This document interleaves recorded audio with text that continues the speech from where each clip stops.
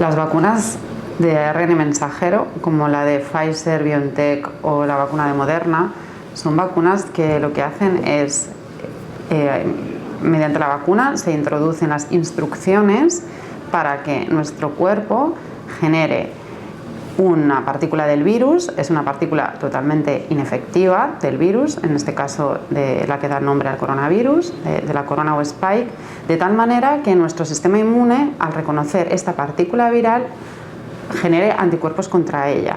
Es muy importante que quede claro que eso no implica que haya un traspaso de material genético dentro de nuestras células.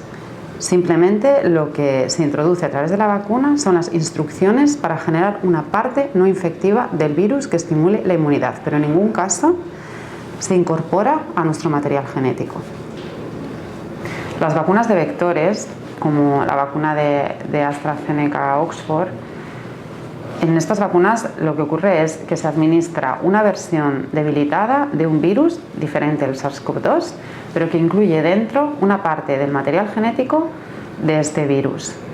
De tal manera que nuestro cuerpo, cuando lo reconoce, lo que hace es comienza a formar una parte de una proteína del virus, de tal manera que se generan anticuerpos contra esta parte del virus. Es decir, también se nos administra un libro de instrucciones para generar una proteína que estimule nuestra inmunidad contra la COVID.